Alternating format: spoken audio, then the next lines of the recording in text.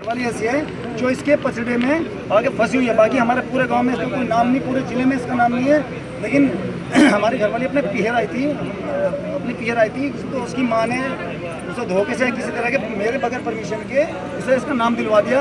और इसे रामपाल की वजह से हमारा पूरा घर का तहस नहस हो चुका है। मतलब जीवन बिल्कुल नरक समान व्यतीत कर रहा हूँ मैं। मेरे घरवाली से कोई भी संपर्क नहीं है और मैंने अपनी घरवाली को तलाक दे चुका हूँ। नवंबर में केस हमारा फाइनल हो जाएगा। 4 तारीख में जा चुका हूँ कोर्ट में। कितने दिनों से ये चल रहा है? ये 3 साल से मेरे जीवन में चल रहा है जी। मैं बहुत परेशान हूँ। 3 साल से कंटिन्यू चल रहा है। काफ़ी समझाई है तो लेकिन उसकी समझ में कुछ नहीं आता। मैंने गाँव के 10-5 इकट्ठे जो जिम्मेदार व्यक्ति थे या जिसने मैं शादी कराई थी चले उसको भी मैंने इकट्ठा करा। तो उसका सिर्फ एक ही कहना है कि मैं बच्चों को छोड़ दूंगी तो मैं छोड़ दूंगी और जिस दिन मैंने घर छोड़ दिया मैं आऊँगी नहीं, लेकिन मैं रामपाल को नहीं छोड़ दूंगी। वो मेरे वो साक्षात भगवान हैं। आपके पास क्या प्रूफ है आपकी घरवाली के जो कि आप बता रहे थे नाम ले रखा है? मैं दिखा देता हूँ बाकी मैं उसको फोटो तो लेकिन है। आप एक सेकंड कैमरा ऑन कीजिए। मेरी घरवाली का नाम मीनाक्षी है जी। आप एक सेकंड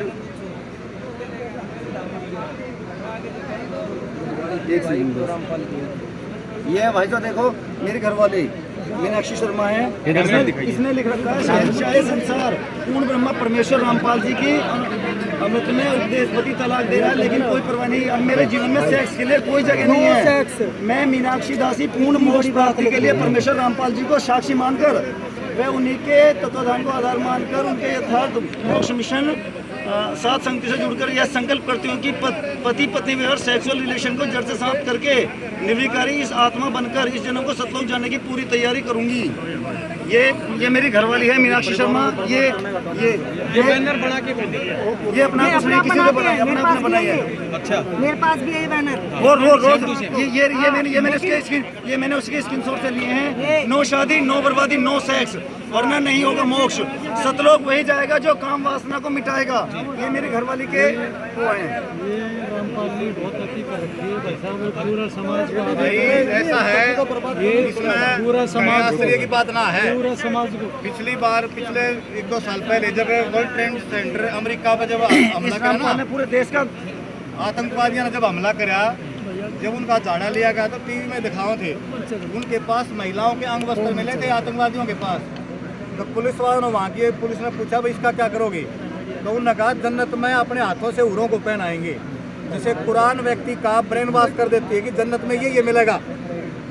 भाई शहद की नदियाँ मिलेगी, अरब में शहद नहीं होता तो शहद की नदियाँ मिलेगी, ये बाग मिलेंगे, ये मिलेंगे।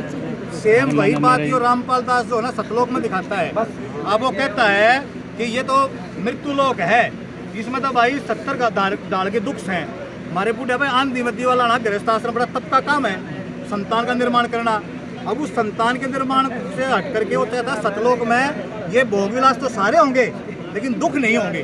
तो इन भाइयों की जो पत्नियां ऐसे हजारों हैं, ऐसे एक तो नहीं है, बहुत सारे श्रम के मारे आते नहीं। तो भाई मैं तो इस जनता से यही निवेदन करूंगा कि ऐसा कुछ नहीं है। नीयत तेरी अच्छी है तो किस्मत तेरी दासी है और कर्म तेरे से तो घर में मथुरा काशी है। मातृ तो माता देवता है, पिता देवता है और पत्नी के लिए भाई पति और पति के लिए पत्नी देवी देवता। हमारे घरों में एक देवाद परमपिता परमात्मा जो कर्म का फल देता है। इस सतलोक में कुछ नहीं है, ये बहकावा है, ये छलावा रामपाल का, इससे हमने बचना चाहिए। लोग अगर इतना अच्छा